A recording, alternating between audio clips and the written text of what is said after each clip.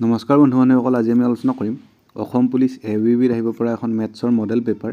যদিহে আজি আপুনি আমাৰ চেনেললৈ প্ৰথমবাৰ ভিজিট কৰিছিলে তেতিয়াহ'লে ভিডিঅ'টো এটা লাইক কৰি চেনেলটো ছাবস্ক্ৰাইব কৰি ৰাখিবা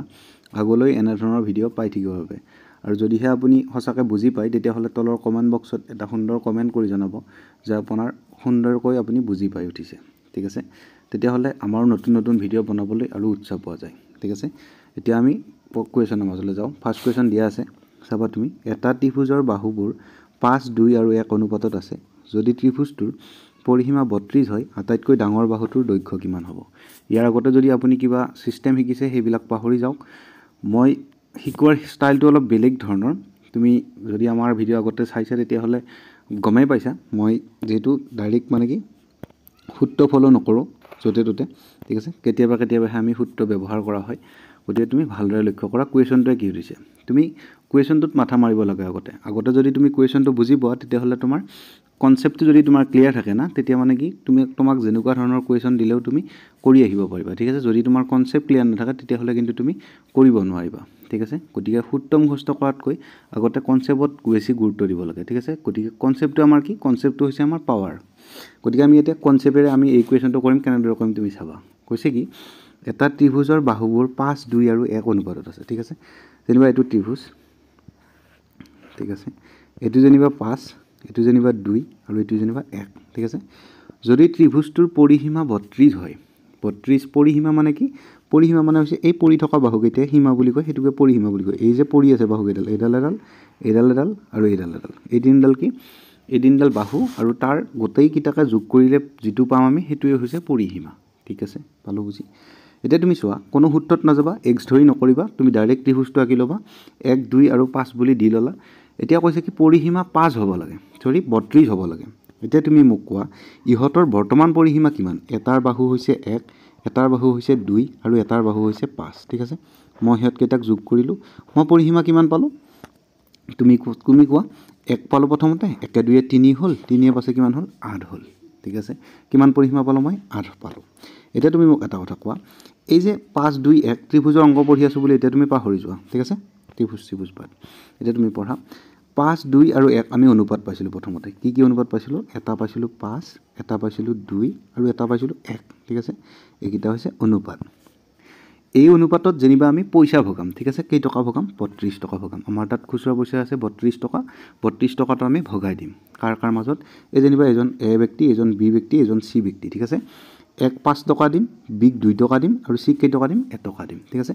মই এতিয়া পইচা ভগোৱা আৰম্ভ কৰিম, তুমি মন কৰিবা, চাই ল'বা। মই 1 5 টকা দিলোঁ, Bক 2 টকা দিলোঁ আৰু Cক 1 টকা দিলোঁ। পইচা কেই টকা গ'ল? 5 টকা, 6 7 টকা, 8 টকাহে গ'ল। আমাৰ পইচা ভগোৱাহে গ'ল নেকি? নাই হোৱা, মানে আৰু পইচা ভগাব লাগিব। ঠিক আছে, তেতিয়াহ'লে তুমি আৰু পইচা ভগাই যোৱা।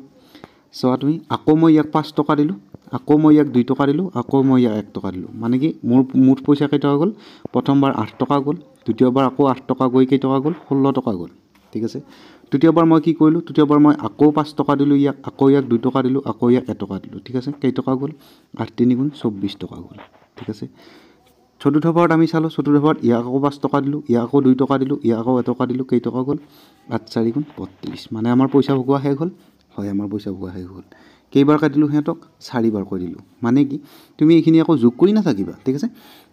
মই তোমাক বুজাবৰ কাৰণেহে যোগ কৰি দেখুৱাইছোঁ। তুমি পৰীক্ষা হলত গৈ এনেদৰে যোগ কৰি নাথাকিবা। তুমি কেনেদৰে কৰিবা চোৱা। এতিয়া কেনেদৰে কৰিবা? ইয়াতে যি তুমি পাইছিলা 5 2 আৰু 1, 5 2 হ'ল 7, 7 1 হ'ল 8। ঠিক আছে, 8 টকাকৈ মই ভগাব লাগিলে 32 টকাটো মই কেইবাৰ ভগাব লাগিব? 8 4 গুণ 32। গতিকে মই 4 বাৰ ভগাব লাগিব। ঠিক আছে, মই কেইবাৰ ভগালোঁ? ইয়াতে এবাৰ ভগালোঁ, 2 বাৰ ভগালোঁ, 3 বাৰ ভগালোঁ, 4 বাৰ ভগালোঁ। ইয়াক মই 5 টকা 5 টকাকৈ দিলোঁ, ইয়াক 2 টকা 2 টকাকৈ দিলোঁ, ইয়াক 1 টকা 1 টকা দিলোঁ। 32 টকা ভগোৱা হৈ গ'ল। মানে এতিয়া তুমি চোৱা, এতিয়া তুমি কনচেপ্টটো বুজি পালা। কি ক'লোঁ আমি? 5 2 আৰু 1 অনুপাতত 3টা বাহু আছে। এতিয়া আমি বুজি পালোঁ 5ৰ লগত মই যদি 4 বাৰ দিওঁ, 2কো যদি মই 4 বাৰ দিওঁ, 1কো মই যদি 4 বাৰ দিওঁ, মানে কি 5ৰ লগত মই যদি এইটো 4 পূৰণ কৰি দিওঁ, 2ৰ লগত মই যদি 4 পূৰণ কৰি দিওঁ, 1ৰ লগত মই যদি 4 পূৰণ কৰি দিওঁ, সিহঁতৰ কি পাই যাম? একচুৱেল ভেলুটো পাই যাম। ঠিক আছে, 4 গুণ 4 হ'ল, 4 2 গুণ 8 হ'ল, 5 4 গুণ কিমান হ'ল? 20 হ'ল। এতিয়া তুমি চোৱা, 20 8 28 হ'ল, 28 4 32। মানে কি পূৰা আমাৰ ত্ৰিভুজটো আমি পাই গ'লোঁ। চোৱা, বুজি নাই পোৱা যদি মই আকৌ কৈছোঁ, চাবা। এতিয়া তুমি ত্ৰিভুজলৈ আহা, এইটো আমাৰ ত্ৰিভুজ আছিল। ঠিক আছে, এইটো আমাৰ কি আছিল? এইটো আমাৰ ত্ৰিভুজ আছিল।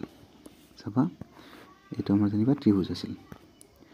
চাবা এডাল বাহু হৈছে আমাৰ যেনিবা 1 এডাল বাহু হৈছে 2 আৰু এডাল বাহু হৈছে 5 এতিয়া তুমি চোৱা এটা ত্ৰিভুজৰ বাহুবোৰ 5 2 আৰু 1 অনুপাতত আছে ঠিক আছে অনুপাত মই পাতি দিলোঁ যদি ত্ৰিভুজটোৰ পৰিসীমা 32 হয় যদি ত্ৰিভুজটোৰ পৰিসীমা 32 হয় আটাইতকৈ ডাঙৰ বাহুটোৰ দৈৰ্ঘ্য কিমান হৈছে আটাইতকৈ ডাঙৰ বাহু কোনটো মই তোমাক শৰ্টকাট ইয়াতকৈ তুমি 1 সেকেন্ডত কৰিব পৰা মই কৰি দি আছো তুমি অলপ ধৈৰ্য ধৰা ঠিক আছে মই তোমাক আগতে বুজাই ল'ব দিয়া কৈছে কি পৰিসীমা কিমান পৰিসীমা 32 বুলি কৈছে 5 2 আৰু 1 অনুপাতত আছে ঠিক আছে তেতিয়া হলে মই চাম এই 5 এ 2 এ কিমান 7 7 এ 1 কিমান 8 তাৰ মানে 8 টকা মোৰ পইচা হৈছে 8 মোৰ বাহু যোগ হৈছে কি কয় অনুপাতত মোৰ 8 ঠিক আছে মই ভগাব লাগে 32 টকা 32 টকাটো মই 8 টকাকৈ ভগালে কেইবাৰ ভগাব লাগিব 4 বাৰ ভগাব লাগিব মানে মই কি কৰিম সবৰ লগতে 4 4 পূৰণ কৰি দিম ইয়াৰ লগত মই 4 পূৰণ কৰি দিলোঁ ইয়াৰ লগতো মই 4 পূৰণ কৰি দিলোঁ আৰু ইয়াৰ লগতো মই 4 পূৰণ কৰি দিলোঁ কিমান পালোঁ লিখি দিয়া 4 দুগুণ কিমান পালোঁ ইয়াৰ ভ্যালুটো 8 পালোঁ 5 4 গুণ কিমান পালোঁ 20 পালোঁ আৰু 4 গুণ কিমান পালোঁ 4 পালোঁ এতিয়া তুমি চোৱা ইয়াতে আছে হল 4 ইয়াতে হল 20 ইয়াতে হল 8 8 20 কিমান 28 28 4 কিমান 32 মানে কি পৰিসীমা পাই গলো আমি 32 টো ঠিক আছে এতিয়া তুমি প্ৰশ্নলৈ আহা কৈছে কি আটাইতকৈ ডাঙৰ বাহুটোৰ দৈৰ্ঘ্য কিমান হ'ব আটাইতকৈ ডাঙৰ বাহুটো কোনটো যেটো অনুপাতত আমাৰ 5 2 আৰু 1 5 টো আমাৰ আটাইতকৈ ডাঙৰ অনুপাতত গতিকে ইয়াটো অনুপাতত যেটো ডাঙৰ আছে হেতুৱে ডাঙৰ হ'ব 5ত থকাটো কোনটো 20 টো মানে কি আমাৰ শুদ্ধ উত্তৰ কোনটো হ'ব এতিয়া অপচন নাম্বাৰ বি টো হ'ব এতিয়া ঠিক আছে বুজি পালো কিন্তু প্ৰশ্নটো তোমাৰ কৰিবলগীয়া একোই নাছিল প্ৰশ্নটো তোমাৰ 2 সেকেন্ডৰ যদি তুমি শৰ্টকাটটো শিকি গলা হয় তেতিয়া হলে তোমাৰ এটো কোৱেশ্চন 2 সেকেন্ডৰ আছিল কেনে কৈ আছো চাবা আমাক কোৱেশ্চনটো কি কৈছে কোৱেশ্চনটো কৈছে যে এটা ত্ৰিভুজৰ বাহুবোৰ 5 2 আৰু 1 অনুপাতত আছে ঠিক আছে এটো হল 5 এটো হল 2 আৰু এটো হল 1 এতিয়া তোমাক সুধিছে আটাইতকৈ ডাঙৰ বাহুটোৰ দৈৰ্ঘ্য কিমান হ'ব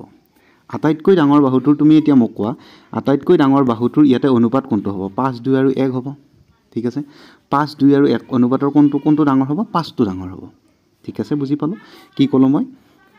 আমাক কোৱেশ্চনটো সুধিছে যে এটা ত্ৰিভুজৰ বাহুবোৰ 5 2 আৰু 1 অনুপাতত আছে এটো হল 5 এটো হল 2 আৰু এটো হল 1 প্ৰশ্নটো সুধিছে যে আটাইতকৈ ডাঙৰ বাহুটোৰ দৈৰ্ঘ্য কিমান হ'ব তোমাৰ অনুপাতত কোনটো ডাঙৰ আছিল তোমাৰ অনুপাতত ডাঙৰ আছিল 5 টো তেতিয়া হলে তোমাৰ যেটো উত্তৰ হ'ব হেতু 5 এৰে বাৰ যাব কি কলো বুজি পালা কৈছে কি এটা ত্ৰিভুজৰ বাহুবোৰ 5 2 আৰু 1 অনুপাতত আছে এটো হল 5 এটো হল 2 এটো হল 1 কৈছে কি আকৌ আটাইতকৈ ডাঙৰ বাহুটোৰ দৈৰ্ঘ্য কিমান তোমাৰ অনুপাতত আটাইতকৈ ডাঙৰ কোনটো আটাইতকৈ ডাঙৰ হৈছে 5 যেটো তোমাৰ উত্তৰ আহিব হেতু মোৰ 5 এৰে বাৰ যাব লাগিব ইয়াতে মোৰ 24 টো 5 এৰে বাৰ না যায় 18 টো 5 এৰে বাৰ না যায় 22 টো 5 এৰে বাৰ না যায় অকল 20 টোই 5 এৰে বাৰ যায় হেতুৱে মোৰ শুদ্ধ উত্তৰ হৈ যাব আৰু হেতুতে তুমি ক্লিক কৰি আগলৈ গুচি যাবা পালা বুজি এনেদৰে কৰিব লগা আছিল নেক্সট কোৱেশ্চন আমাৰ অসম পুলিচৰ এবিবিৰ বাবে এটা পেইড ক্লাছ চলি আছে যদি তুমি ইন্টাৰেস্টেড হয় তেতিয়া হলে আমাৰ 60084858 এই নম্বৰটো তুমি 199 পে কৰি স্ক্ৰিনশ্বট দিলে তোমাক গ্ৰুপত এড কৰা হৈ যাব তাত তোমাক একেবাৰে বেসিকৰ পৰা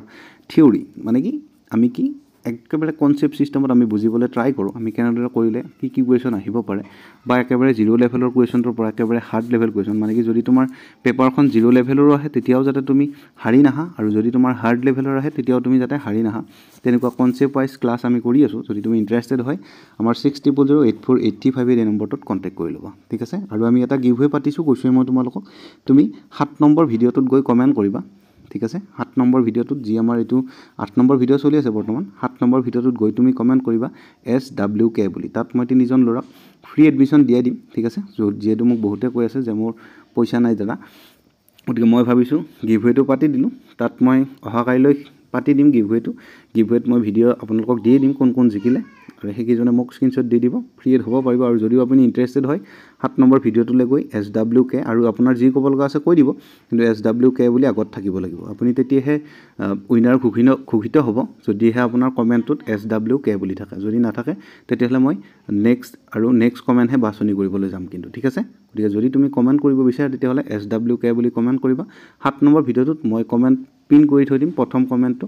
আৰু লগতে ডেসক্ৰিপচনতো ভিডিওটোৰ লিংক থাকিব 7 নম্বৰ ভিডিওটো ঠিক আছে বুজি পালা নেক্সট কোৱেশ্চনলৈ আহো এতিয়া কোৱেশ্চন কৈছে কি এটা আয়তৰ কালি 27 বৰ্গ মিটাৰ আৰু ইয়াৰ দৈৰ্ঘ্য প্ৰস্থৰ 3 গুণ আয়তৰ পৰিসীমা উলোৱা বুলি কৈছে ঠিক আছে কনসেপ্ট শিকিলে তুমি একো হাৰি নাযোৱা চাবা এতিয়া কেনেদৰে কৰিবা কোৱেশ্চনটো কি কৈছে কোৱেশ্চনটো কৈছে যে এটা আয়তৰ কালি 27 বৰ্গ মিটাৰ আমি আয়তৰ কালি কেনেদৰে উলাও যেনিবা এটো আমাৰ আয়ত আছিল ঠিক আছে বুজি পালোঁ এইটো আমাৰ কি আছিলে আয়ত আছিলে জানিবা দিশ কোনটো দিশটো যিটো দীঘল বাহু সেইটোৱে দিশ প্ৰস্থ কোনটো যিটো খাটা বাহু সেইটোৱে প্ৰস্থ ঠিক আছে এতিয়া আমাক কি কৈছে যে ইয়াৰ দৈৰ্ঘ্য প্ৰস্থৰ 3 গুণ 3 গুণ মানে কি যেনিবা তুমি এইটো কথা ভাবি লোৱা যেনিবা মোৰ তাত তোমাৰ তাত যেনিবা 1 টকা আছে ঠিক আছে তোমাৰ তাত যেনিবা 1 টকা আছে মোৰ তাত যেনিবা 3 টকা আছে এতিয়া তোমাৰতকৈ মোৰ কেই গুণ বেছি 3 গুণ বেছি ঠিক আছে আমাৰ তাত মুঠ গুণ কেই টকা হ'ল মানে কি মুঠ টকা কেই টকা হ'ল চাবা তুমি মই কি কৈ আছোঁ সেইটো লক্ষ্য কৰিবা তোমাৰ তাত যেনিবা 1 টকা আছে আৰু মোৰ তাত 3 টকা আছে আমাৰ তোমাতকৈ মোৰ কেই গুণ বেছি 3 গুণ বেছি সেইটোৱে ইয়াত কৈছে যে দৈৰ্ঘ্য প্ৰস্থৰ 3 গুণ ঠিক আছে দৈৰ্ঘ্য প্ৰস্থৰ 3 গুণ মানে কি দৈৰ্ঘ্য যদি 3 হয় প্ৰস্থ কি হ'ব 1 হ'ব পালা বুজি এইখিনি বুজি পাইছা এইখিনি বুজি পালে তোমাৰ কুৱেশ্যনটো 0 লেভেলৰ হৈ গ'ল এতিয়া চোৱা এতিয়া তুমি কি কৈছে এইটো আছিলে আমাৰ আয়ত ঠিক আছে আমাক কি কৈছে যে ইয়াৰ দৈৰ্ঘ্য প্ৰস্থৰ 3 গুণ ঠিক আছে দৈৰ্ঘ্য প্ৰস্থৰ 3 গুণ যদি মোৰ তোমাৰ তাত 1 টকা আছিলে যদি তোমাৰ তাত 1 টকা আছিলে মোৰ তাত যদি 3 টকা আছিলে মই তোমাৰ কেই গুণ 3 গুণ ঠিক আছে তেতিয়াহ'লে আমাৰ গুণ কেইটা আমাৰ গুণ হৈছে 4টা বৰ্তমান সেইটো তুমি মন কৰা আমাৰ গুণ কেই টকা আমাৰ গুণ হৈছে 4 টকা আমাৰ তোমাৰে মোৰে মিলি কেই টকা গুণ 4 টকা গুণ পালো বুজি এতিয়া কৈছে কি চোৱা তুমি মানে আমি কি বুজি পালোঁ দিশ আমাৰ 3 প্ৰস্থ আমাৰ কি 1 ঠিক আছে এতিয়া তুমি প্ৰশ্নলৈ আহা কি কৈছে এটা আয়তৰ কালি 27 বৰ্গ মিটাৰ মানে কি আমি আয়তৰ কালি কেনেদৰে ওলাও দিশ পূৰণ প্ৰস্থ কৰি এইটোকে পূৰণ কৰোঁ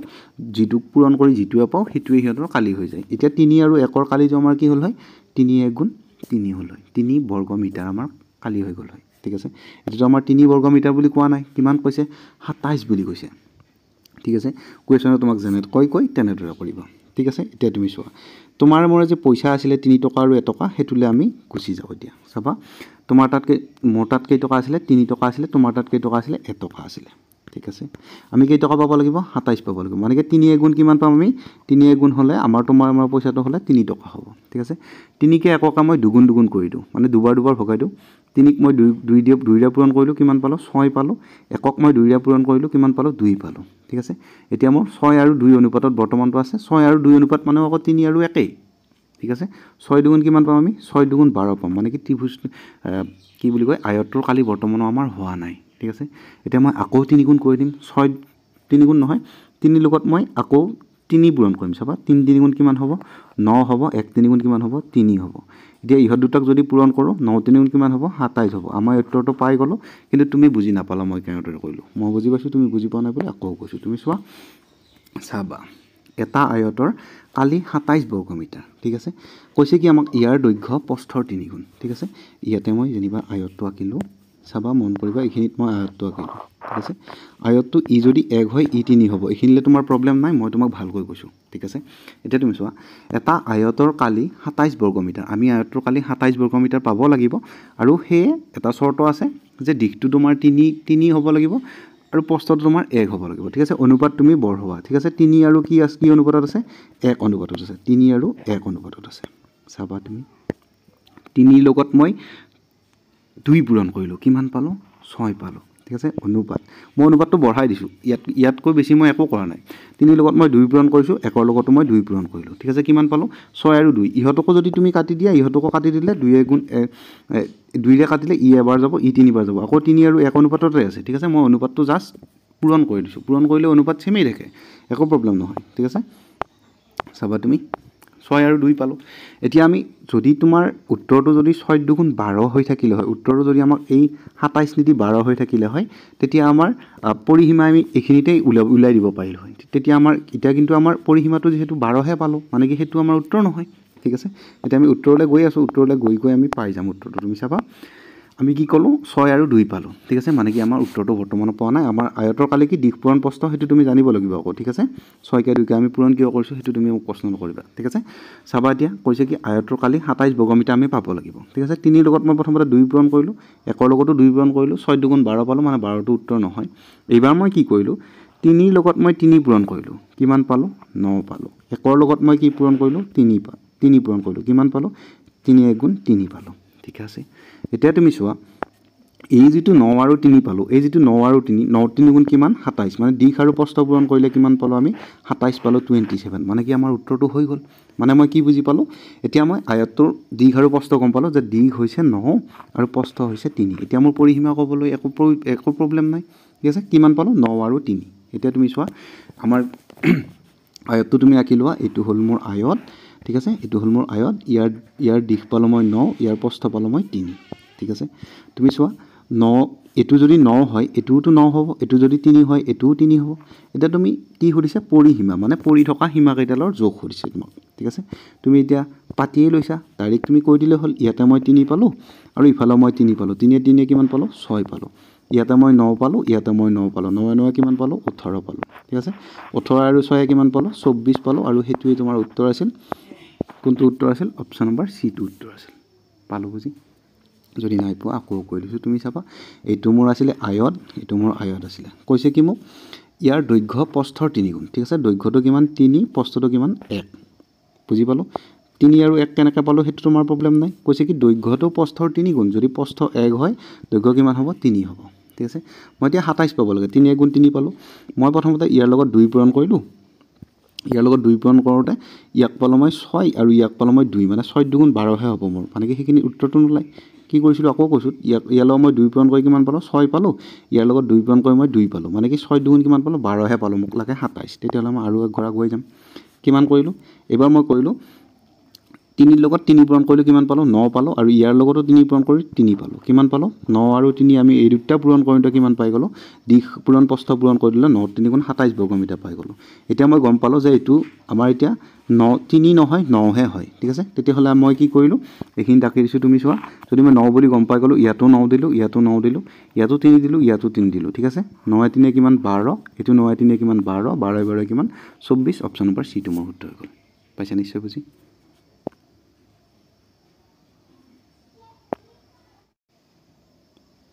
নেক্সট কুৱেশ্যন চাবা তুমি এখন কিতাপৰ কিনা দাম 150 টকা 20% লাভ অৰ্জন কৰিবলৈ কিতাপখন কিমান টকাত বিক্ৰী কৰিব লাগিব ঠিক আছে মই তোমাক যেনেদৰে শিকাওঁ তেনেকুৱা অসম হিষ্ট্ৰীত কোনো এজন টিচাৰে তোমাক মেথছ তেনেকুৱাকৈ নিশিকায় ঠিক আছে তুমি বুজি পোৱা বুলিয়েই ধৰি লয় ঠিক আছে মই কিন্তু তোমাক বুজি নোপোৱা বুলি ধৰি লওঁ ঠিক আছে আৰু মই যেতিয়া তোমাক বুজি নোপোৱা বুলি ধৰি ল'ম তেতিয়া মই তোমাক অতি সহজকৈ বুজাবলৈ ট্ৰাই কৰিলে তুমি বেছি ভালকৈ বুজি পাবা ঠিক আছে চোৱা এতিয়া তুমি কুৱেশ্যনটো কি কৈছে চাবা অসমত তোমাক কোনেও কিন্তু এনেদৰে নিশিকায় যে তোমাক হাতত ধৰি ধৰি সৰু সৰু কথাবিলাক কৈ কৈ তোমাক কোনেও নিশিকায় যদি তুমি সঁচাকৈ ফিল কৰিছা যে তোমাক বেলেগে নিশিকায় মই তোমাক শিকাইছোঁ তেতিয়াহ'লে তুমি সুন্দৰ কমেণ্ট এটা কৰি দিবা তেতিয়াহ'লে মোৰো ভাল লাগে ঠিক আছে চোৱা এতিয়া তুমি কুৱেশ্যনটো কি কৈছে এখন কিতাপৰ কিনা দাম 150 টকা 20% লাভ অৰ্জন কৰিবলৈ কিতাপখন কিমান টকাত বিক্ৰী কৰিব লাগিব বুলি কৈছে ঠিক আছে তুমিয়ে যেনিবা কিতাপখন কিনিছিলা কিমানত কিনিছিলা 150 টকাত কিতাপখন কিনিছিলা ঠিক আছে তোমাক 20% লাভ অৰ্জন কৰিব লাগে এতিয়া তুমি 150তকৈ বেছিত বেচিব লাগিব তেতিয়াহে তোমাৰ 20% লাভ হ'ব এতিয়া তোমাক মই এটা কথা কৈছিলোঁ যে 10% আমি কেনেদৰে ওলাওঁ যেনিবা মোক 150ৰ 10% লাগে ঠিক আছে এই শ্বৰ্ট ট্ৰিকটো মই আগতে কৈছোঁ যেনিবা চোৱা তুমি যেনিবা মোক 150ৰ কিমান শতাংশ লাগে 10% লাগে মই 150ৰ 10% ওলাবৰ বাবে কি কৰোঁ 150ৰ লগত 10টো ওপৰত দি 100টো তলত দি মই কাটাকাটি কৰোঁ ঠিক আছে কাটাকাটি কেনেকৈ কৰোঁ কাটাকাটি কৰোঁ মই এইটো শূন্যৰ লগত মই এইটো শূন্য কটা যায় আৰু যে এই লাষ্টৰ শূন্যটো এই শূন্যটোৰ লগত মোৰ এই শূন্যটো কটা যায় মানে তুমি যিয়ে নাম্বাৰ নোপোৱা কিয় যেনিবা 150 পাইছিলা তাৰ আগত তুমি এটা দশমিক দিবা যদি সি শূন্য থাকে সি কাটি দিবা সি তাৰ 10% হৈ যায় ঠিক আছে কি ক'লোঁ মই আকৌ যেনিবা তোমাৰ আছিলে 341 আছিলে যেনিবা ঠিক আছে এটাৰ আগত মই দশমিক দিলোঁ এটাৰ পিছত মই দশমিক দিলোঁ তাৰপিছত মই যিহেতু এইটো 1 আছে সেইবাবে ইয়াক মই 1টো কাটিব নোৱাৰোঁ মানে কি 341ৰ 10% কিমান 34.1 পালা বুজি মই কি ক'লোঁ যেনিবা তোমাক কৈছিলে 270 10% বুলি ক'লে মই এটাৰ আগত দশমিক দিলোঁ এইটো শূন্য কাটি দিলোঁ মানে কিমান পাই গ'লোঁ 27 ঠিক আছে যেনিবা তোমাক ক'লে 122ৰ তোমাক যেনিবা 10% উলিয়াব দিলে মই কি কৰিলোঁ ইয়াৰ আগত এটা দশমিক দিলোঁ শূন্য নাই সেইবাবে কাটা নাযায় গতিকে 122ৰ 10% কিমান 12.2 ঠিক আছে পালোঁ বুজি এতিয়া তুমি মোক কোৱা এইটো কুৱেশ্যন কি আছিল 0 লেভেলৰ কুৱেশ্যন হয় নে নহয় এখন কিতাপৰ কিনা দাম 150 টকা বুজি পালোঁ কিতাপখনৰ কিনা দাম কিমান 150 টকা তোমাক সুধিছে কি 20% লাভ অৰ্জন কৰিব লাগিব মানে কি তুমি 20% এক্সট্ৰা ইনকাম কৰিব লাগিব এতিয়া তুমি মোক কোৱা অলপ আগত মই যে তোমাক শিকালোঁ 10% উলিওৱাটো মই ইয়াৰ আগত এটা দশমিক বহাই দিলোঁ এই শূন্যটো কাটি দিলোঁ 10% কিমান হৈ গ'ল 10% ইকুৱেল টু কিমান হৈ গ'ল 10% ইকুৱেল টু 15 হৈ গ'ল ঠিক আছে 10% ইকুৱেল টু কিমান পালোঁ 15 পালোঁ এতিয়া তুমি মোক কোৱা যদি এই 150টোৰ 10% 15 হয় 20% কিমান হ'ব 10ৰ লগত 2 পূৰণ কৰি 20% কৰিলোঁ 15ৰ লগত 2 পূৰণ কৰি 30% কৰি 30 কৰিলোঁ ঠিক আছে কি ক'লোঁ মই চাবা 10%ৰ ভ্যালু কিমান পালোঁ 10%ৰ ভ্যালু ইকুৱেল টু পালোঁ আমি 15 ঠিক আছে তেতিয়াহ'লে 20%ৰ ভ্যালু কিমান হ'ব 10% যদি 15 হয় তেতিয়াহ'লে 20% কিমান হ'ব 20% হ'ব তোমাৰ 30 সিম্পল কথা তেতিয়াহ'লে 30 টকা হি এটা এক্সট্ৰা ইনকাম কৰিব তেতিয়াহ'লে হি যদি কিতাপখন 150 টকাত আনিছিলে 30 টকাটো হি ইনকাম কৰি কিমান হ'ব 180 টকাত বিক্ৰী কৰিব অপচন নম্বৰ বি টো আমাৰ শুদ্ধ হৈ যাব পাইছা বুজি কি কৈছোঁ মই আকৌ কৈছোঁ তুমি চোৱা কৈছে কিতাপখন তুমি কিনি আনিছা 150 টকাত 150 টকাত তুমি কিনি আনিছা তোমাক কৈছে এতিয়া কি 20% লাভ অৰ্জন কৰিব লাগে ঠিক আছে মই জানো মই এটাই জানো অকল মই 10% ল'ব জানো বুলি ভাবা তুমি মই অকল 10% ল'ব জানো ঠিক আছে তুমি 10%তে গেমটো খেলি থাকা মই এৰে আগত এটা দশমিক দিলোঁ এইটো শূন্য কাটি দিলোঁ মই এতিয়া 15 ডেছৰ 10% হ'ল 15 ঠিক আছে 10% কিমান পালোঁ 10% ইকুৱেল টু পালোঁ মই 15 যদি মোক 10% বুলি দিলে হয় 15 টকা এটা ইনক্ৰিজ হ'ল হয় মানে কি 15 টকাটো মোৰ এক্সট্ৰা এমাউণ্ট আহিলে সেইটো মোৰ লাভ হ'ল হয় ঠিক আছে কিন্তু এবাৰ 10% বুলি কোৱা নাই 20% বুলি কৈছে আৰে ভাই যদি 10% 15 হয় 20% কিমান হ'ব 20% হ'ব তোমাৰ 30 মানে কি ইয়াৰ লগত 2 পূৰণ ইয়াৰ লগতো 2 পূৰণ তেতিয়াহ'লে মই কি বুজি পালোঁ মানে কি মোৰ 150 টকাতকৈ 30 টকা এটা মই বেছিকৈ পাম মানে মই সেইটোৱে কৰিলোঁ 150ৰ লগত মই 30টো যোগ কৰি দিলোঁ কিমান পাই গ'লোঁ 180 পাই গ'লোঁ অপচন নম্বৰ বিটো ঠিক আছে সূত্ৰত কৰিব লাগে যদি মই সূত্ৰটো কৈ দিছোঁ তুমি কৈছে কি এখন কিতাপৰ কিনা দাম 150 টকা সেইটোত মোৰ 20% লাগে 150 পূৰণ 20 ঠিক আছে 20% লাগে মোৰ শতাংশৰ কাৰণে ইনটু 100 চাবা এতিয়া তুমি ডিভাইডেড বাই 100 সৰি এইটো শূন্যৰ লগত মই এইটো শূন্য কটা গ'ল এইটো শূন্যৰ লগত এইটো শূন্য কটা গ'ল এই সেইবাৰ যে আমি 15কে 2কে পূৰণ কৰি 30টো পাইছিলোঁ কাহিনীটো এইটোৱেই এতিয়া মই কিমান পালোঁ 15 দুগুণ কিমান পালোঁ 30 এটা মই 30 টকা এটা বেছিকৈ পাম 30 টকাটো বেছিকৈ পাই কি হৈ যাব মোৰ আগতে আছিলে 150 এতিয়া মোৰ 30 টকা এটা যোগ হৈ কিমান হৈ যাব 180 হৈ যাব ঠিক আছে এইখিনি তুমি প্লাছ নকৰাকৈ আকৌ কেনেদৰে কৰিব লাগিব বুলি ক'লে মই তোমাক সেইটো কৈ দিছোঁ তুমি চোৱা কিতাপখনৰ কিনা দাম আছিল 150 টকা 150 টকা আছিল কিতাপখনৰ কিনা দাম এতিয়া মোক কৈছে কি হি 20% লাভ অৰ্জন কৰিব মানে কি যদি তুমি যেনিবা বেপাৰটো কৰিছা যদি তুমি 20% লাভ অৰ্জন কৰিব লাগে যদি তুমি 100 টকাত 1 কেজি কমলা কিনা তেতিয়াহ'লে তুমি কেই টকাত বিক্ৰী কৰিব লাগিব 120 টকাত তেতিয়া তোমাৰ 20% লাভ হৈ যাব কি ক'লো বুজি পালা যদি তুমি কিবা এটা বস্তু 100 টকাত কিনি 120 টকাত বিক্ৰী কৰা তেতিয়া তোমাৰ কিমান পাৰ্চেণ্ট লাভ হ'ব 20% লাভ হ'ব ঠিক আছে তেতিয়াহ'লে মই কি কৰোঁ 150ৰ কি কৰোঁ 120% ওলাই দিওঁ মই 100 টকাত আনিছিলোঁ মোক 120% লাগে ভাই এইখিনিটো কৰি তুমি কাটি কৰি দিয়া চোৱা এতিয়া তুমি এইটো শূন্যৰ লগত তোমাৰ এইটো শূন্য কাটা যাব এইটো শূন্যৰ লগত তোমাৰ এইটো শূন্য কাটা যাব 15কে 12কে তুমি পূৰণ কৰি দিয়া 15 পূৰণ 12 ঠিক আছে 5 দুগুণ কিমান 10ৰ শূন্য 7 1 2 গুণ কিমান 2 গুণ 2 2 1 কিমান হ'ব 3 হ'ব আৰু 15 গুণ কিমান হ'ব 15 হ'ব মানে মই কিমান পালোঁ 0 5 3 8 আৰু 1 মানে কেই টকা পালোঁ 180 টকা পালানে হয় বুজি ঠিক আছে উত্তৰটো কি হ'ব এতিয়া অপচন নম্বৰ বি আমাৰ 180 টকা শুদ্ধ হৈ যাব নেক্সট কুৱেশ্যন চাবা তুমি কি কৈছে আটাইতকৈ সৰু সংখ্যা কোনটো হ'ব যিটো 6 9 12 15 18ৰে ভাগ কৰিলে প্ৰত্যেকবাৰতে 2 ভাগ শেষ ৰয় ঠিক আছে কুৱেশ্যনটো কৰা সিস্টেম বহুত কেইটা আছে কিন্তু তোমাক মই একেবাৰে শৰ্টকাটটো শিকাই দিবলৈ ট্ৰাই কৰিম চাবা তুমি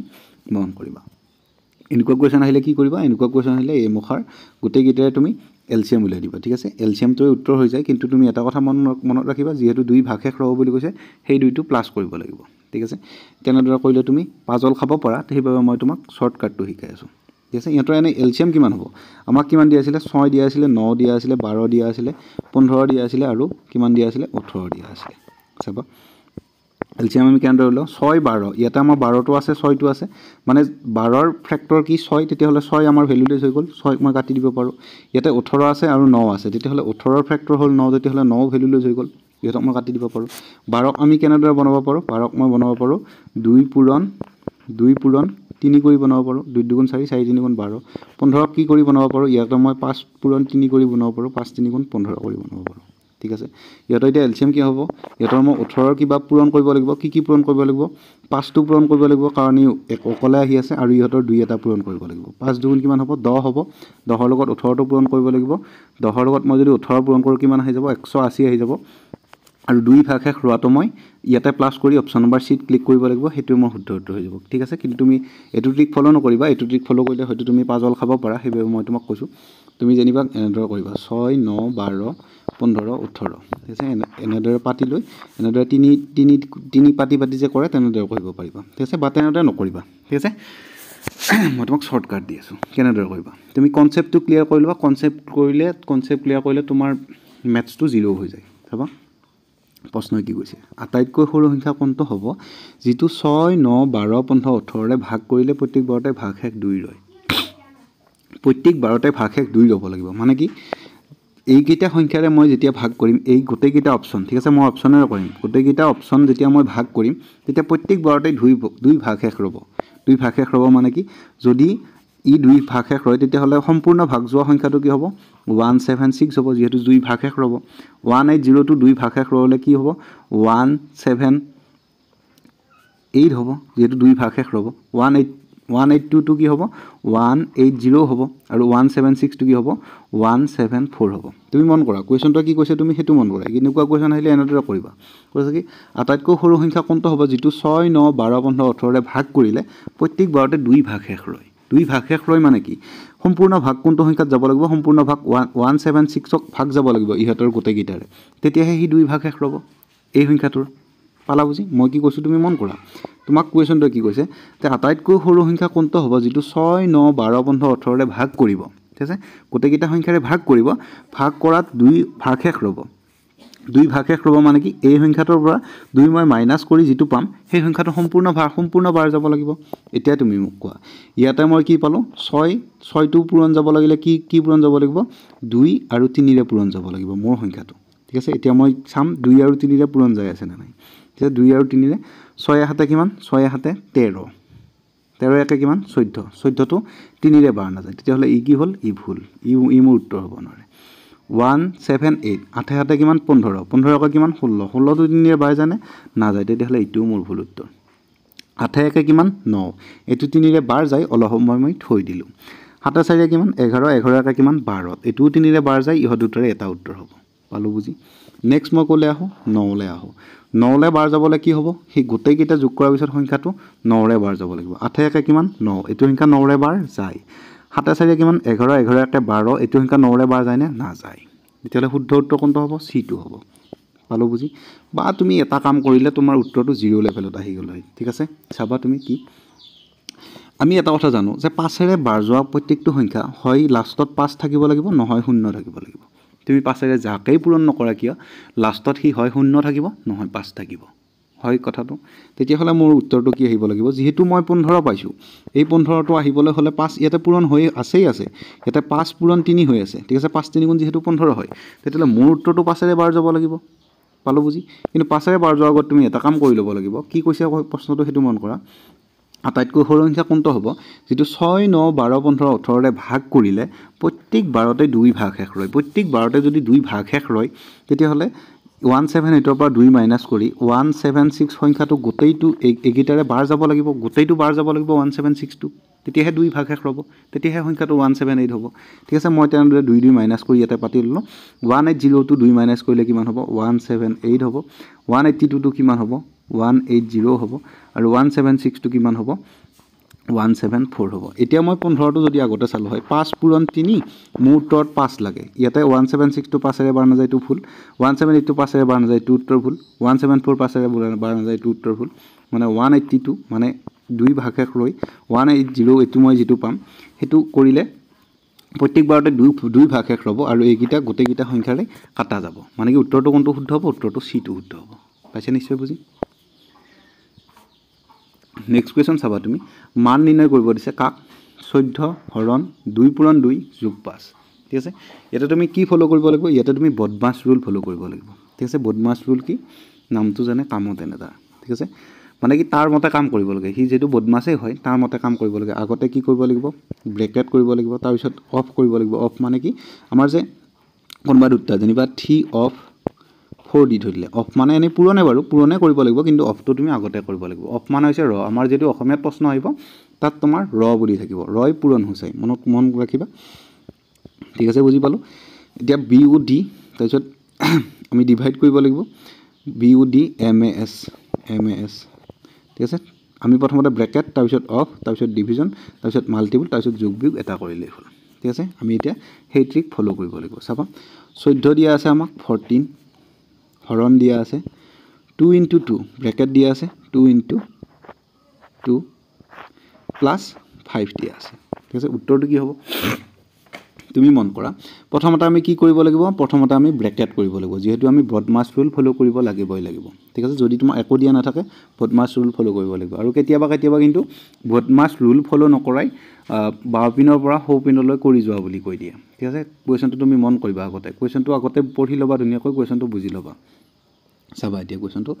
14 দিয়া আছে 14 পাতি ল'লোঁ হৰণ দিয়া আছে হৰণটো পাতি ল'লোঁ কিয় পাতিলোঁ কাৰণ যিহেতু মই ব্ৰেকেটটো আগতে কৰিব লাগিব কিমান 2 দুগুণ কিমান পাম মই 4 পাম ব্ৰেকেট উঠি গ'ল প্লাছ থাকিলে কিমান 5 ঠিক আছে এতিয়া তুমি এইটো কাম নকৰিবা আকৌ যে 4 কে 5 কে যোগ কৰি 9 কৰিলোঁ 14টো মই 9 ৰে হৰণ কৰি দিলোঁ তেতিয়া তোমাৰ উত্তৰটো ভুল আহিব কিয় যেহেতু আমি হৰণটো আগতে কৰিব লাগিব তাৰপিছতহে যোগ কৰিব লাগিব ঠিক আছে হৰণটো হৈছে বৰ্ডেকা ই হৈছে সদ্দেকা বৰ্ডেকা আগতে প্ৰিফাৰেঞ্চ দিব লাগিব সি মানে কি অলপ ওপৰত আছে ঠিক আছে হৰণটো আমি আগতে পাওঁ তেতিয়াহ'লে হৰণটো আমি আগতে কৰিব লাগিব প্ৰথমতে আমি ব্ৰেকেট তাৰপিছত অফ তাৰপিছত হৰণ ঠিক আছে তাৰপিছত পূৰণ তাৰপিছত যোগ বিয়োগ কিবা এটা কৰিলে হ'ল ভালে পাইছা নিশ্চয় বুজি চোৱা এতিয়া তুমি কুৱেশ্যনটো কৈছে কি 14 হৰণ 4 ঠিক আছে ওপৰত 14 থাকিলে তলত কিমান থাকিলে 4 থাকিলে যোগ কিমান থাকিলে 5 থাকিলে এই যে তুমি 14 ৰে 4 পাইছা তেতিয়াহ'লে তুমি কি কৰিবা 14ক তুমি দুইবাৰ আধা কৰি দিবা 4 মানে কি 4 মানে 2 দুগুণ 4 হয় নহয় মানে 14ক তুমি দুইবাৰ আধা কৰি দিবা এবাৰ আধা কৰিলোঁ কিমান পালোঁ এবাৰ আধা কৰিলোঁ মই 7 পালোঁ আৰু এবাৰ আধা কৰিলে কিমান পালোঁ 3.5 পালোঁ ঠিক আছে কৰিবই নালাগে 3.5 পালোঁ প্লাছ মই যোগ কৰিব লাগে 5ৰ লগত ঠিক আছে কিমান পাম 3.5 5 যোগ কৰিলে 5 3 হ'ব মোৰ 8.5 হৈছিলে 8.5 অপশ্যন নম্বৰ বি টো শুদ্ধ হৈ যাব কি ক'লোঁ মই আকৌ কৈছোঁ তুমি চোৱা আমাক কি দিয়া আছিলে প্ৰশ্নটো 14 দিয়া আছিলে হৰণ দিয়া আছিলে ব্ৰেকেট দিয়া আছিলে 2 পূৰণ 2 আৰু যোগ কিমান দিয়া আছিলে 5 দিয়া আছিলে ঠিক আছে ইয়াতে মই 14টো পাতিলোঁ 14টো মোৰ ওপৰত যাব ব্ৰেকেটটো মই আগতে কৰিব লাগিব 2 দুগুণ কিমান হ'ব 4 হ'ব যোগ কিমান হ'ব 5 হ'ব ঠিক আছে 14ক যদি তুমি 4টা যদি তুমি 14ক হৰণ কৰিব লাগে 4টা যদি তুমি 14ক হৰণ কৰিব লাগে 4 দুগুণ 4 দুগুণ কিমান আহিব 12 আহিব 2 নামিলে পইণ্ট দিলোঁ 0 হ'ল 4 5 গুণ কিমান 20 ঠিক আছে এই যে 3.5 টো পালোঁ এই যে 3.5 টো পালোঁ 14ক যদি তুমি কোনোবা এটা সংখ্যা 4 ৰে হৰণ কৰিব লগা হয় তেতিয়া সেই সংখ্যাটোক তুমি দুইবাৰ আধা কৰি দিবা মানে কি 1/2 যেহেতু 2 কেইটা আছে 4 2 দুগুণ 4 মানে কি 14ক মই দুবাৰ আধা কৰি দিলোঁ কিমান পালোঁ 14ক এবাৰ আধা কৰোঁতে 7 পালোঁ আৰু দুবাৰ আধা কৰোঁতে কিমান পালোঁ 3.5 পালোঁ ঠিক আছে প্লাছ মই কিমান কৰিলোঁ 5 কৰিলোঁ ঠিক আছে 3.5 আৰু 5 যোগ কৰিলে কিমান হ'ব 5 3 8 হ'ল আৰু 0.5 হ'ল অপশ্যন নম্বৰ বি টো শুদ্ধ হৈ গ'ল ভালো বুজি নেক্সট কুৱেশ্যন চাবা তুমি কৈছে কি তলৰ কোনটো 11 ৰে বিভাজ্য 11 ডিভিজিবিলিটি ৰুলে কি কয় যদি তুমি এটা এৰি এটা যোগ কৰাৰ পিছত ডাঙৰটোৰ পৰা সৰুটো বিয়োগ কৰিলে যদিহে তোমাৰ ফলাফলটো 0 11 বা 11ৰ মাল্টিপল কিবা হয় তেতিয়াহ'লে সেই সংখ্যাটো 11 ৰে বাঢ় যাব ঠিক আছে আমাৰ এতিয়া প্ৰথমতে কি দিয়া আছে 9164 ঠিক আছে তুমি সংখ্যাটো এনেদৰে লিখি ল'বা ইয়াতে তুমি এটা ফুল ষ্টপ দিবা ইয়াতে যেনিবা তুমি হাইফেন এটা দিলা আৰু এটা এৰি এটা তুমি হাইফেন দিবা ঠিক আছে 4 একে কিমান পালোঁ হাইফেন থকা গিটাত কিমান পালোঁ 4 একে 5 পালোঁ হাইফেন নথকা গিটাত কিমান পালোঁ 9 6 কিমান পালোঁ 15 পালোঁ ঠিক আছে কিমান পালোঁ 15 পালোঁ এতিয়া 15 পৰা 5 গ'লে কিমান 10 ইটো যদি 11 হ'ল হয় তেতিয়াহ'লে এইটো সংখ্যা 11 ৰে বাৰ গ'ল হয় এতিয়া এইটো সংখ্যা 11 ৰে বাৰ যায় নে নাযায় ঠিক আছে অপশ্যন নম্বৰ এটো আমাৰ কি হৈ গ'ল ভুল হৈ গ'ল তুমি মানে পৰীক্ষা হলত গৈ যদি 11 ৰে গোটেইকেইটাকে হৰণ কৰি থকা যদি তোমাৰ উত্তৰটো ডি অপশ্যনত থাকে তেতিয়াহ'লে কিন্তু তুমি গোটেইকেইটা কৰিব লাগিব আৰু যেনিবা প্ৰশ্নটো বি অপশ্যনতে আছিল উত্তৰটো যেনিবা বি অপশ্যনতে আছিল তুমি কিবা 11ৰ মাল্টিপল কৰি দিওঁতে বা যোগ বিয়োগত অকণমান বেছি কণা লগালা তেতিয়া কিন্তু তোমাৰ গোটেই প্ৰশ্নটোৱে ভুল হৈ যাব বাছ এটাও অপশ্যন নাই দেখোন বুলি তুমি ভাবি ল'বা গতিকে তুমি এইখিনিতেই কনচেপ্টটো ক্লিয়াৰ কৰি ল'বা যে 11ৰ ডিভিজিবিলিটি ৰুলে কি কয় মানে কি 11ৰ বিভাজ্যতাৰ নিয়মে কি বুজাই ক'লো মই এটা এৰি এটা সংখ্যা যোগ কৰাৰ পিছত ঠিক আছে যেনিবা এইখিনি এটা সংখ্যা আছিলে এইখিনি এটা সংখ্যা আছিলে এইখিনি এটা সংখ্যা আছিলে এইখিনি এটা সংখ্যা আছিলে আৰু এইখিনি এটা সংখ্যা আছিলে ঠিক আছে কি কৰিবা তুমি কাক যোগ কৰিবা দুইফালৰ পৰা কৰিলেও কথা নাই এটুকে যোগ কৰিবা এটুকে যোগ কৰিবা এই তিনিটা যোগ কৰি যেনিবা তুমি এইখিনিত পাতিলা আৰু এই দুটাক যোগ কৰি এইখিনিত পাতিলা ডাঙৰটোৰ পৰা সৰুটো বিয়োগ কৰিলা যদি সি 11 হয় বা 0 হয় বা 11ৰ কিবা মাল্টিপল হয় 22 33 44 55 যিয়ে নহওক ঠিক আছে তেতিয়াহ'লে সেই সংখ্যাটো 11 ৰে ডিভিজিবল হ'ব ঠিক আছে বুজি পালো মানে এ অপশ্যনটো আমাৰ এতিয়া কি ভুল উত্তৰ এইটো 11 ৰে বাৰ নাযায় নেক্সট আমাৰ দিয়া আছে 4857 ঠিক আছে প্ৰথমতে তুমি ওপৰত অলপ আস্তা না এইটোত মই আস্তা নিলোঁ এটা এৰি এইটোত আস্তা নিলোঁ 8 7 কিমান 15 5 4 কিমান 9 15 পৰা 9 গ'লে কিমান 15 পৰা 9 গ'লে হ'ব তোমাৰ 6 তেতিয়াহ'লে 6টো 1ৰে বাৰ যায় নেকি নাযায় মানে কি এইটো আমাৰ ভুল উত্তৰ ঠিক আছে এইটো মোৰ 1ৰে বাৰ নাযায় এ ভুল বিও ভুল নেক্সট মই চালো কাক 6 5 8 9 ঠিক আছে 6 পাতিলো 5 পাতিলো 8 পাতিলো 9 পাতিলো ঠিক আছে আঠ টানিলো মই ইয়াৰ পৰা এটা আঠ টানিলো ইয়াৰ পৰা আঠ টানিলো 9 পাছে কিমান 14 28 কিমান 14 14 পৰা 14 গ'লে কিমান 0 তেতিয়াহ'লে এই অংকটো 1ৰে বাৰ যায় নে যায় শুদ্ধ উত্তৰ কোনটো অপচন নম্বৰ C2 পালো বুজি শুদ্ধ উত্তৰ কোনটো হ'ব অপচন নম্বৰ C2 যেহেতু এটো 1ৰে বাৰ যায় কেনেকৈ গম পালো মই ইয়াতে 6 পাতিলো ইয়াতে 5 পাতিলো ইয়াতে 8 পাতিলো ইয়াতে 9 পাতিলো এটা আৰু এটা যোগ কৰিলো 28 কিমান হ'ল 14 হ'ল 9 পাছে কিমান হ'ল 14 হ'ল 14 পৰা 14 গ'লে কিমান হ'ল 0 হ'ল মানে কি এইটো সংখ্যা 1ৰে বাৰ যায় আৰু তাৰ পিছতো তুমি চাবই নালাগে ঠিক আছে যদি তুমি এইটো বুজি পাইছা 7 নম্বৰ কোৱেশ্চনটো স্ক্ৰিনশ্বট ৰাখি থৈ দিয়া কৰি দেখুৱাবা মোক ঠিক আছে আৰু যদি তুমি কনসেপ্ট ওয়াইজ ক্লাস কৰিব বিচাৰিছা তেতিয়াহ'লে মই তোমাক কৈ থৈছো তেতিয়াহ'লে তুমি আমাৰ 6000 1 2 3 8 4 8 3 5 8 এই নম্বৰটোত কন্টাক্ট কৰি ল'বা হোৱাটছএপত মেছেজ কৰিলেও হ'ব বা তুমি মোক কলো কৰিব পাৰা ঠিক আছে এটা আমি একেবাৰে বেসিকৰ পৰা শিকি আছো বা যদি তুমি কিবা নোৱাৰা তেতিয়াহ'লে মোক মেছেজ কৰিব পাৰা হোৱাটছএপত যদি তুমি আমাৰ পেইড ক্লাছত জয়েন হৈ থাকা তেতিয়াহ'লে মোৰ নাম্বাৰটো সেভ থাকিব তোমাক সম্পূৰ্ণ ৰেসপন্স দিয়া হ'ব ঠিক আছে নেক্সট কোৱেশ্চন চাবা তুমি কৈছে কি এটা শ্ৰেণী কোঠাৰ 19 জন বিদ্যাৰ্থী গড় বয়স 22 বছৰ যদি 42 বছৰীয়া এজন শিক্ষকক হিচাপত ধৰা হয় নতুন গড় কি হ'ব কোৱেশ্চনটো তুমি কেনেদৰে কৰিবা চাবা কৈছে কি এটা শ্ৰেণী কোঠাৰ 19 জন বিদ্যাৰ্থীৰ গড় বয়স 22 বছৰ একেটাক তুমি পূৰণ কৰিও কৰিব পাৰা যেনিবা এটো 19 পূৰণ 22 এনেদৰে কৰিলেও হয় 19 পূৰণ 22 কৰিলো প্ৰথমতে মই কিমান হ'ব 9 দুগুণ 18 19 দুগুণ কিমান 38 19 দুগুণ কিমান 38 কিমান আহিব 8 আহিব 8 3 11 1 7 1 3 1 4 মানে কি 418 আছিল প্ৰথমতে 418 টো আছিল 19 জন বিদ্যাৰ্থীৰ গড় বয়স এতিয়া 42 বছৰীয়া এজন আহিল কিমান আহিল 418 তাৰ লগত কি আহিব 42 আহিব ঠিক আছে 8 2 10 0 আহিব 7 1 4 1 5 1 6 আৰু ইয়াতে কিমান থাকিলে 60 থাকিলে এতিয়া মানুহ কিমান হৈ যাব মানুহ যেটো আমাৰ আগতে 19 জন আছিল এতিয়া নতুন জন হোৱাৰ পিছত কেইজন হৈ যাব 20 জন হৈ যাব মানে কি 460 লগত কি হেৰে হৰণ কৰিব লাগিব 20 ৰে হৰণ কৰিব লাগিব কাক কাটা কাটি যাব এটো শূন্য এটো শূন্য কাটা যাব 2 ৰে 46 ক কেইবাৰ যায় 2 ৰে 46 ক যায় 23 বাৰ মানে কি শুদ্ধ উত্তৰ কি হ'ব 23 টো হ'ব ঠিক আছে কিন্তু তুমি এনেদৰে নকৰিলেও তোমাৰ উত্তৰটো ওলাই যায় ঠিক আছে যদি তুমি এনেদৰে কৰিব বিচাৰা তেতিয়াহ'লে মই আকৌ তোমাক কৈ দিছো তুমি চোৱা কৈছে এটা শ্ৰেণী কোঠাত 19 জন বিদ্যাৰ্থী আছিল গড় বয়স 22 বছৰ সবৰে শ্ৰেণী কোঠাটোত কেইজন ল'ৰা ছোৱালী আছিল 19 জন আছিল সবৰে গড় বয়স কিমান সবৰে 22 ঠিক আছে পূৰণ কৰিলো 19 দুগুণ কিমান 38 পালো 19 দুগুণ কিমান পালো 38 পালো ঠিক আছে 8 হ'ল 8 3 11 1 7 1 3 1 কিমান 4 মানে কি 19 জন যে ল'ৰা আছিল সেইহতৰ গড় বয়স 22 বছৰ বুলি কৈছে গড় মানে কি সবৰে 22 মানে কি সবৰে এটা যোগফল কৰি আমি কিমান পালো 418 আছিল হিহতৰ আগতে গড় বয়স হিহতৰ কিমান আছিল 418 আছিল ঠিক আছে এতিয়া কৈছে কি যদি 42 বছৰীয়া এজন শিক্ষক হিচাপত ধৰা হয় আগতে কেইজন আছিল আমাৰ 19 জন ঠিক আছে এতিয়া 19 জনৰ লগত এজন নতুনকৈ বাঢ়িল কিমান হ'ল 19 একে 20 জন ল'ৰা ছোৱালী হ'ল 20 জন ল'ৰা ছোৱালী হ'ল ঠিক আছে বুজি পালো চাবা তুমি এতিয়া যেহেতু 418 আগৰ পৰাই হিহতৰ হেৰি হৈয়ে আছে 418 হিহতৰ ওয়েট হৈয়ে আছে মানে কি ওজন নহয় বয়স বুলি কৈছে 418 বয়স হৈয়ে আছে আগৰ পৰা এতিয়া যেহেতু 42 টো আৰু আহি গ'ল তেতিয়াহ'লে আমি 418 লগত 42 টো যোগ কৰিব লাগিব 418 42 যোগ কৰিলে কিমান হ'ব 8 2 10 0 7 1 4 1 5 1 6 আৰু 4 টো আহিলে মানে কি আমি এতিয়া মুঠ গড় বয়স কিমান পালো মুঠ বয়স কিমান পালো 460 ঠিক আছে মুঠ বয়স যেটো 460 পালো মানুহ কেইজন হ'ল মানুহ আগতে আমাৰ আগতে 19 জন আছিল এতিয়া 460 টোৰ লগত মই যেটো মাইনাস মানুহ এজন বাঢ়ি গ'ল তেতিয়াহ'লে মানুহ হ'ল আমাৰ এতিয়া 20 জন ইহতক মই হৰণ কৰিলো কাৰ ভাগত কিমান কে পৰে হেতু উত্তৰ হ'ব এটো শূন্য কাটা গ'ল 2 ৰে 46 ক কেইবাৰ যায় 23 বাৰ যায় আৰু হেতুৱে আমাৰ শুদ্ধ উত্তৰ অপচন নম্বৰ B2 ঠিক আছে নেক্সট তুমি আৰু এটা সিস্টেমত কৰিব পাৰা এটো তুমি যোগ বিগ আকৌ কৰিব নালাগে চাবা তুমি কেনেদৰে কৰিবা কৈছে কি এটা শ্ৰেণী কোঠাৰ 19 জন বিদ্যাৰ্থীৰ গড় বয়স 22 বছৰ ঠিক আছে ইয়াৰো 22 বছৰ ইয়াৰো 22 বছৰ ইয়াৰো 22 বছৰ ইয়াৰো 22 বছৰ মই 19টা লিখা নাই তুমি 19টা লিখা বুলি ধৰি লোৱা ঠিক আছে মই যেনিবা 19টাই লিখিছো মন কৰিবা মই কি কৈ যাও যদি 42 বছৰীয়া এজন শিক্ষক হিচাপত ধৰা হয় নতুন গড় কি হ'ব বুলি কৈছে ঠিক আছে যদিহে নতুনকৈ অহা শিক্ষকজন 22 বছৰীয়াই হ'ল হয় তেতিয়াহ'লে গড়ৰ আমাৰ কিবা পৰিৱৰ্তন হ'ল হয় নেকি নহল হয়